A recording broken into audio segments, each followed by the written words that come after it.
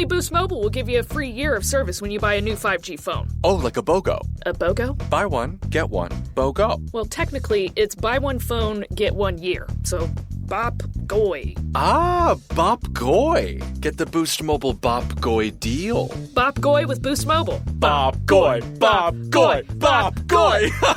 This is the best idea we've ever had. When you purchase an eligible device, you get $25 off every month for 12 months with credits totaling 1 year of free service. Taxes extra for the device and service plan. Online only.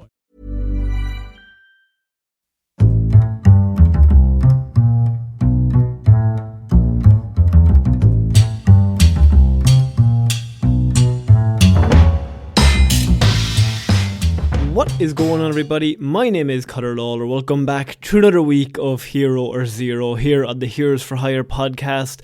We are back again talking one comic book character, as we do every single week. We talk their good points and their bad points, so we generally just give you a bit of a rundown of everything to do with that character. Now, as has been the case recently, I am not joined by my best pal, Mr. Shaun. He will make his grand return next week. He is still in Japan. The fucker won't come home. But that means we are doing another DC character, because if this is your first episode, normally there's two of us. Normally it's a lot dumber. And Shaun does Marvel characters, I do DC characters. And so for the last few weeks, I've been given free rein. I've been allowed to just talk about characters that I like. And we're going to do no different this week, because we are going to be talking about, I think, a very underrated character. One of the weirdly most heroic characters without trying to be heroic, and that is Booster Gold. That is who we're going to be talking about this week. If you don't know anything about Booster Gold, that's probably on course, because he's the greatest superhero you've never heard of. And if you do know who Booster Gold is, then excellent, because you know exactly where this is going to go and what we're going to cover here. I hope people like the report. I hope people liked the last few weeks of reports. I've done Bane as well, so if you missed out on that one, I also did Mr. Freeze last week, so very Gotham centric.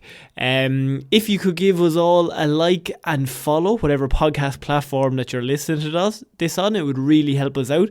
I'm by myself, so technically it's basically charity at this point. You feel sorry for me.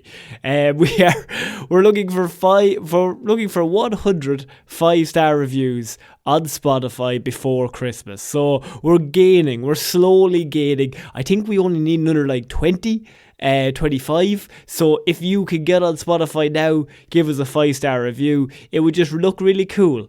I don't really understand the algorithms, but Shaun, he's much smarter, and he says it makes a difference. But let's not talk about that stuff. We're going to get into a character that, once again, you may not have heard of, Booster Gold. I think this character is going to hopefully become one of your, maybe secretly favourite characters after this report, once you know a bit more about him. But Michael John Booster Carter was created by Dan Jurgens, who also created Doomsday and came up with the idea of killing Superman in the 90s, if you would believe. But so Dan Jurgens created Booster Gold in February 1986. It was his first appearance in New Earth. Now, he appeared before that, but I'm going to do his New Earth version just because I think it's a lot more fun. He's in Booster Gold number 1. He's created, and we understand all of his origins. So we're going to just start from the very beginning. So Michael Carter and his sister Michelle Carter were born as twins to a loving mother and an irresponsible father in Gotham City. We're going back to Gotham, but trust me, we get out of there quickly. But unfortunately, they were in the 25th century. So that is one of the big things about Booster Gold, is that he is from the future. And not in a cool way, but he's just born hundreds of years after us. And he just grows up there like normal. On their 4th birthday, their father left the household to pursue his true love. You might think another woman. No. Gambling. The man is obsessed with Texas Hold'em. He's mad for it, lad. Mad for it.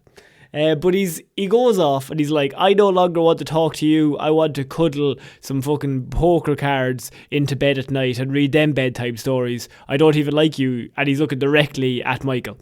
So he leaves a huge gambling debt behind for the struggling family as well. Michael becomes a football player in college and he gets the nickname Booster, hoping that he would make it into the big leagues. And at the same time, his mother is now suffering from like a really serious disease that requires treatment that his family can't really afford. And so he's like an all-star quarterback in college. Now, I never really understood the point of like how... I don't want to be rude, but like sports, how do they work in the 25th century? Why is American football the exact same? It's kind of just never explained. It's just like, well, they still have quarterbacks and humans are doing it. It's like, okay, well, cool, but I mean, we're not saying robots. Definitely robots, right? I mean, 25th century. It's not even just like 30 years from now. But so yeah, he gets the name Booster. He's an all-star quarterback, but his mother is sick. He doesn't have the money. He's a college student. So what he decides to do is he turns to the same vice as his father has, which is, of course, gambling. And he begins to make bets against his own team, purposefully losing games to win money. And so he earns enough money for the treatment, and his mother is cured, which is great, but he's then arrested and put in jail for breaking all sorts of rules, especially with gambling and all that stuff, and he instantly breaks his mother's heart. So like he does a bad thing but for a good reason, which is kind of like, we kind of touched on that with Mr. Freeze last week, but it's that kind of vibe. So he kind of has to fall out of college. He drops out. He's no longer star quarterback. He loses his whole life, really, of what he had built up to that point, just to save his mother. Fucking ungrateful, fucking bitch. Oh, Jesus, fuck. No, I think she's very happy about the whole thing. She's delighted to be alive. Unfortunately, Michael not doing so well. So he's forced to take a part-time job at the Metropolis Space Museum, and he's down and out, and he's on his last leg. So he spends a long time at the museum looking after... He does night shifts alone at the museum. And while he's there, on one of the night shifts, he begins to take an interest in 20th century history, particularly superheroes and villains from the 20th century. So all of the heroes that were currently in comic books, they're all in the museum. Like, there's statues of Superman, of course, it's in Metropolis. There's statues of Batman, there's statues of Wonder Woman, the Justice League is there, and then all the villains as well. They're all there's like a history of all of them and all their famous battles. And he becomes obsessed. And he begins to concoct a scheme, because he realises that these people are hailed as like, well, they are heroes, but also kind of gods. Like, they are looked upon. They have museums dedicated to them, and people come to see them and worship them and be like, oh my God, they were so amazing. And he's like, everyone hates me, and I don't really have anything here anymore. Like, I've lost everything. And so he comes up with the plan that he's fed up with where his life is going. And so he goes along and he takes all of little bits of equipment from each stand. So they have like a super belt. They've got a shield or a suit, that increases your strength. And like they have all of this stuff that's there, right? And Rip Hunter's time machine is there as well, his time sphere. And so the force field belt belonged to Brainiac 5, by the way. He also took a Legion flight rig, so now he can fly, he's got super strength, and he's got a force field, just from taking pieces of equipment from all the other heroes that are all in the stands. And now he just... he also then takes wristbands that release force bolts. And at the time, because of the 24th century or the 25th century or whatever, there's little robots that fly around. And there's a little security robot called Skeets that is Booster Gold's, like, it's his Robin. They're like a 1-2 punch. And so Skeets is there, and he's like, Skeets, you're coming with me. And they go back to the 20th century. because now he's got all of this equipment and he goes back to the 20th century with the plan that he's going to become a real famous hero.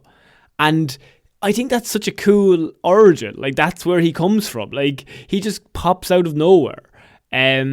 Upon arrival in our time, he uses a credit card he had taken from the museum, and he uses it to set himself up until he could make a living of his own. He also adopted the name that was on the credit card, which was Jesus Alvarez.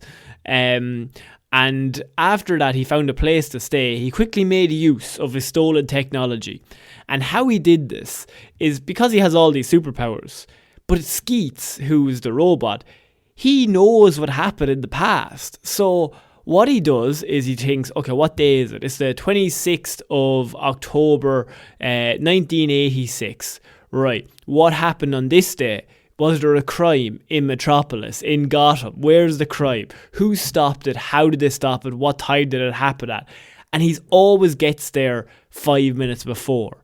So he's always the one that stops all the crimes because he knows they're about to happen. So he's always in the bank before it gets robbed. And then he just immediately gets to pop into action and save the day. And everyone's like, he's a hero. That's his plan.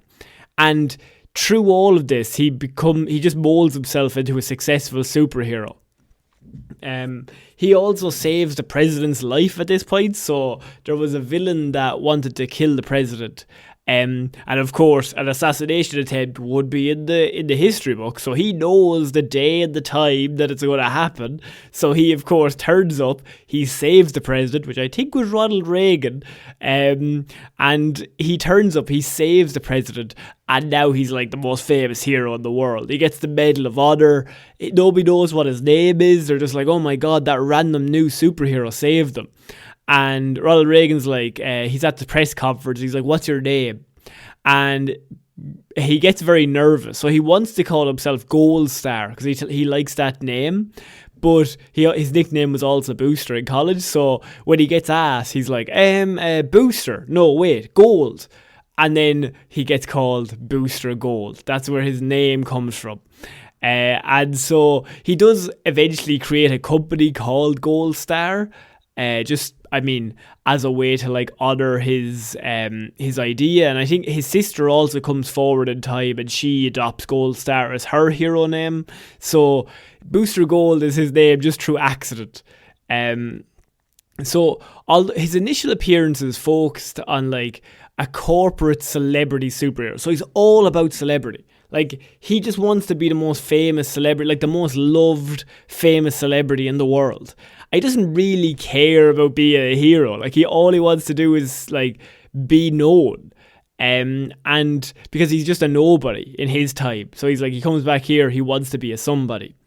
He then kind of takes on a different role. And that's where Booster Gold's progression gets so interesting as a character. Because like he then takes on a much different role, and you'll see this in the story in the Justice League Unlimited show. There's an episode called The Greatest Story Never Told, and it's one of my favourite episodes of the show. And how the episode goes, by the way, they adopted then in comic books, they adopted to what this idea was in the show, and because of course like Paul Dini and Bruce Timm, they're just fucking geniuses, so stuff that they come up with inevitably ends up in the comic books. So in the episode, he's not well respected. He's a part of the Justice League in the show, and he's self-centered and he's cocky, and he's just a dick. Like he's always trying to chat up the girls in the team, and he's always like, yeah, what's your number? Like, just a jock dickhead is what he is. And so Metropolis is threatened by a powerful entity, right? And the entire Justice League is called in to save the day. Now they're all like, there's a whole idea of like the fight is going on in the background. And Booster's like, this is my big chance. I'm going to make a big fucking moment. I'm going to impress Batman and Superman. And then I'm going to be an A-lister. And then they're going to invite me to all the meetings. And it's going to be great. This is my chance. And they all turn up in Metropolis. And the whole league is there. Like, this is a world-ending event. And Booster gets given the job of crowd control. So he's not allowed to enter the battle. Wonder Woman, before she flies off, is like, you sort out the crowd. Make sure these people get safely away. And he's like, but I'm like a hero. And she kind of looks at him and she's like looking at Superman and like her. And she's like, I think we got it. I think we're okay. You look after this area. He's there with him, Skeets, and Elongated Man are assigned to crowd control. But then it becomes funnier because Wonder Woman comes back and is like, Elongated Man, we need you. And so she brings him into the fight. And so then in the end, it's just Booster and Skeets. And while this is all happening, they're having like this big battle over there. And on the opposite side, where Booster is, there's like a new crisis that starts to come up. A new world-destroying thing. A plot. He starts to unravel. Well, like, he's like, these people are looking to bomb the whole area. Like, this is a world-ending event. It's a completely separate storyline. And it's done really well because, like, it cuts back to, like, Wonder Woman and Batman. And they're like, oh my god, this is the most amazing battle we've ever been. This is fucking tough. Like, we're all gonna nearly die. And then it cuts to Booster. And he's just, like, getting dragged into he's, like, following one strand. Like, who's that guy? And then, like, one guy looks suspicious, so he goes after him, and he ends up in this abandoned house, and he just, like, stumbles upon this world-ending thing. He leaves the crowd there. And he's forced, because everybody else is busy, he calls in for help multiple times, but nobody believes him, first of all, that they're like, oh, he's just doing it for attention. And secondly, they're like, I'm a bit busy. And so Booster's forced to save the day all by himself, which he does manage to do, and he like saves the whole world. However, only the woman who helped him save the world, which was Dr. Tracy Simmons, and Skeets, actually believe that he saved the world.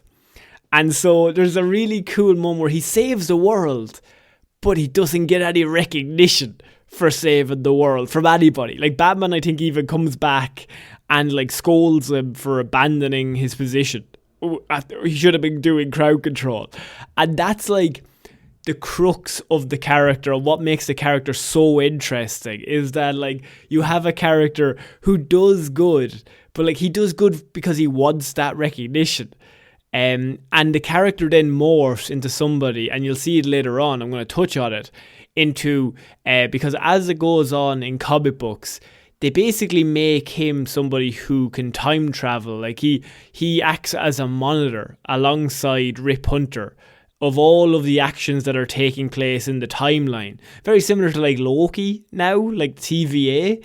But his job is to kind of sort out problems before they happen.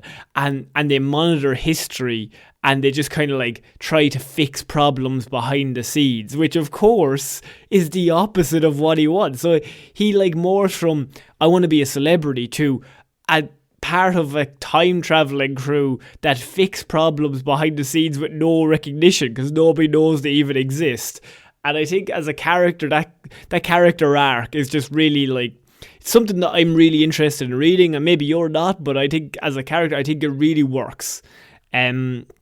So that's kind of how he morphs into that. But when he first begins, he also then joins the Justice League Unlimited in the late 1980s. This was run by Maxwell Lord, and this is where he first meets, and I wanted to touch on this in the Booster Gold report, his best friend, his like, I don't know, think of a famous duo, the Olsen twins. He's the other one. One of them is one, and the other one is likewise the other one. But there has to be better examples of that. But Booster teams up with Ted Kord, the Blue Beetle, for the first time, and they end up basically just falling in love, but like not romantic love. They're soulmates. They're just friends, soulmates, and they just understand each other. Ted Kord is also a comedic kind of character, and Booster's the same. So you put them together, and they're just idiots, but like in the most lovable way. I think there was even a story where they set up a casino at one point as part of the Justice League International. They just start running a casino, which makes no sense. But like, there's loads of stories where they just get up to hijinks and mischief, is how I would say. Two devils is how I would describe them. So eventually he's frustrated at the lack of respect he receives from his teammates, and he's like, I'm going to quit the JLI and I'm going to join my own team called the Conglomerate. He makes his own team, and he's like, we're part of the Conglomerate now. And immediately he realises the conglomerate is a bit shit. And so he leaves the conglomerate and goes back to the JLI with his tail between his legs, because Booster can never win. Like, he can never have a win in terms of being, like, famous or things working for him in the public eye. His suit is also destroyed during the battle with Doomsday. This is the famous battle where Superman, of course, dies, and he's able to no longer function as a superhero. But Ted comes in as the rescue, because Ted's a genius, and he builds him a new suit. And there was also another battle where Booster loses his arm, and Ted then builds him another suit, which served as a life support system and included a cybernetic arm. So that is how close they are. I mean, there's also a story where he gets the arm back, but we're not going to get into that. It's magic. One writer was like, he loses his arm, it's terrifying. And then, like, 5 months later, another comic book writer came in and was like, let's just have magic. Let's have someone grant a wish or something to give him his arm back, he's fine. So after the death of Sue Dibney, this is a character that's Sue Dibney's death is like a really instigating factor in a lot of stuff with Justice League around this time.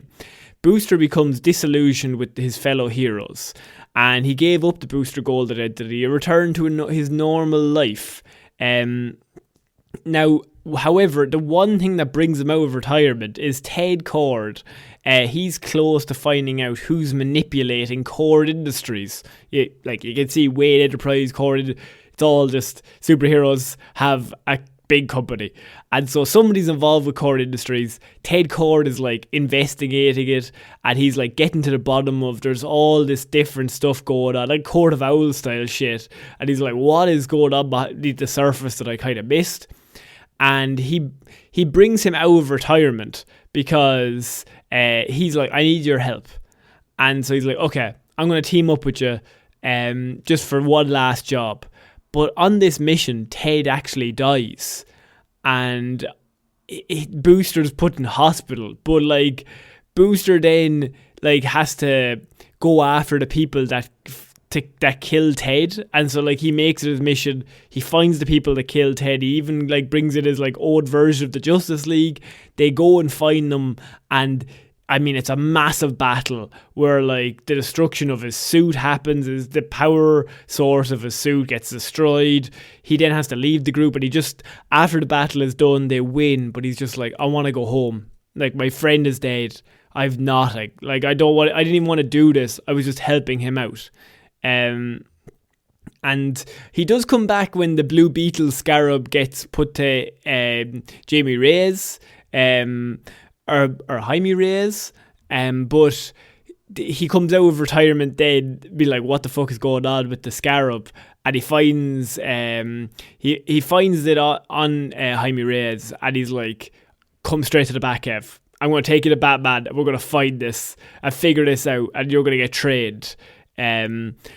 So he's, even then, like, after Ted's death, he's like still looking after the Blue Beetle. He's still like, him and the Blue Beetle are always connected, no matter who has that suit on. He thinks of his friend Ted Kord, and that kind of brings out the goodness in Booster Gold to be unselfish, which is very unlike him.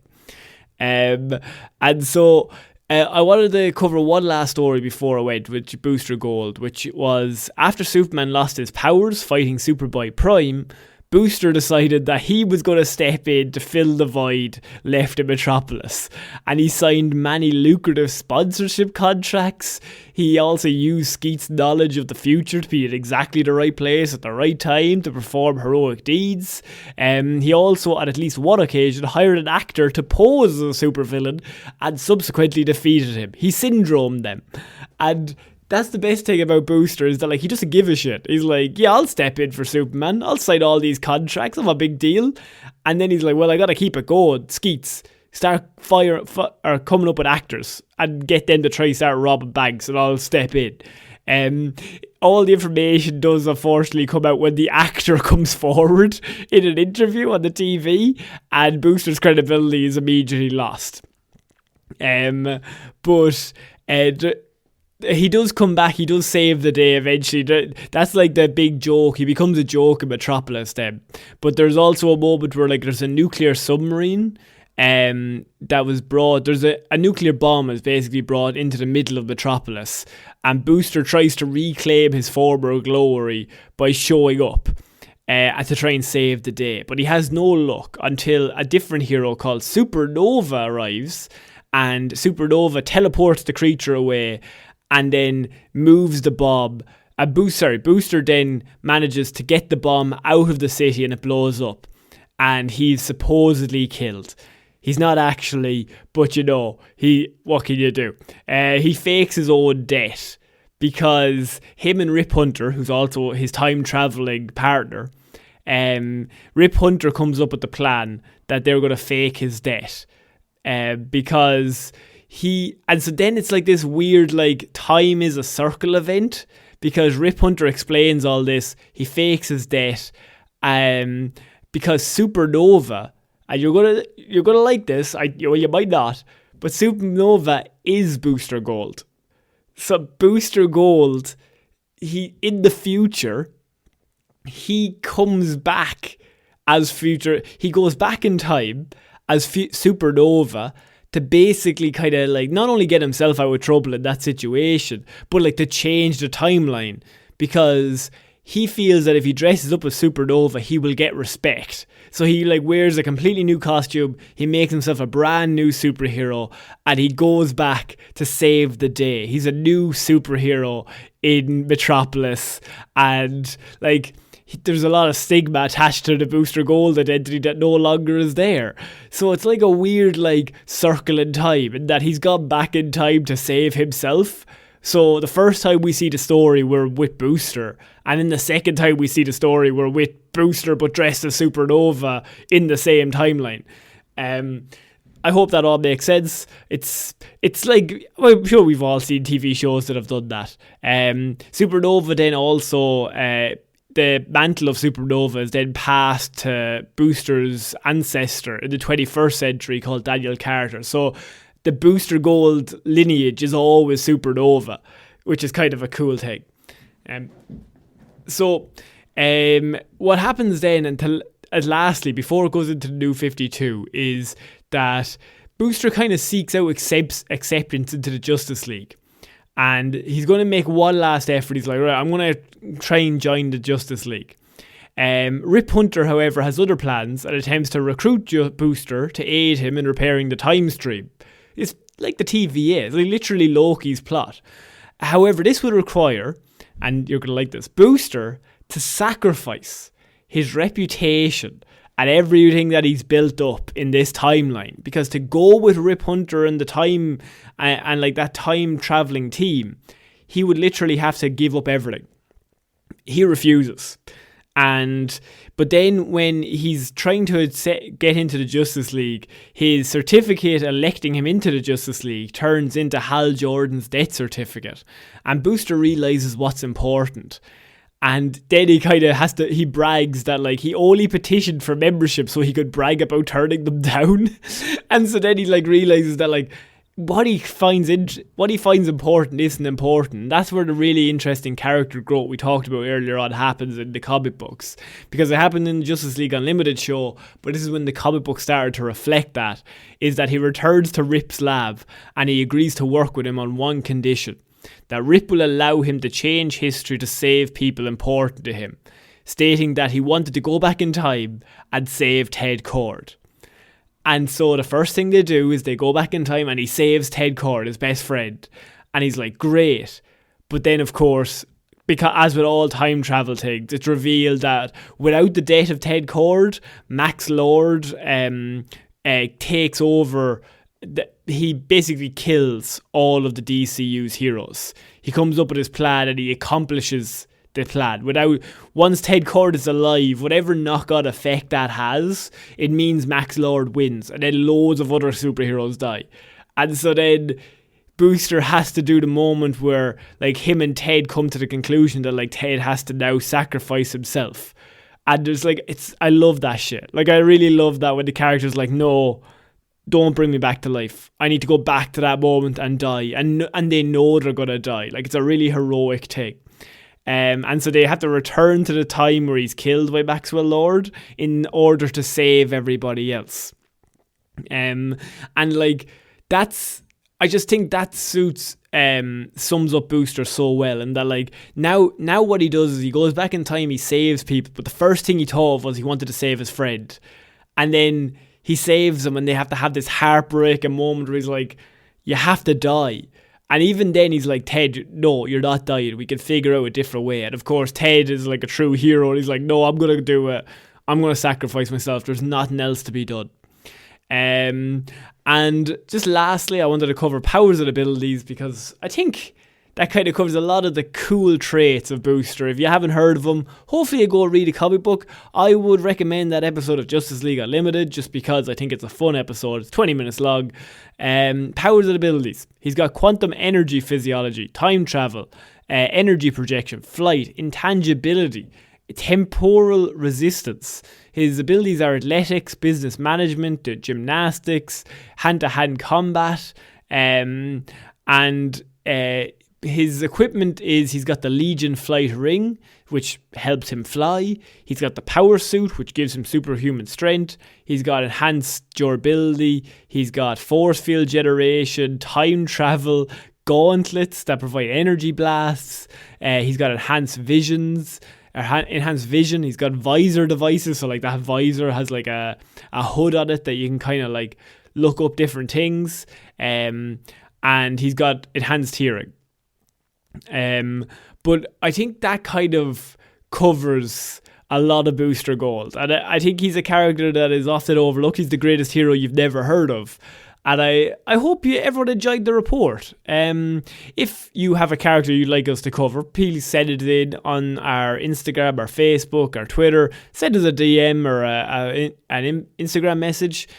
Shaun will be returning. Thank the fucking days next week. So we will be back, hopefully, with a new episode of at least Hero Zero next week. Weird news, I'm not too sure. I'll let you know. We might have to do another classic. I hope you're all enjoying the classics. Once again, if you give this a like and 5 stars on Spotify, that would really, really help us out. And most importantly, could you just tell one human being that we exist? Just the one, please. I'm doing both parts. So I have been Conor Lawler, and we shall see you all next week, guys. Bye!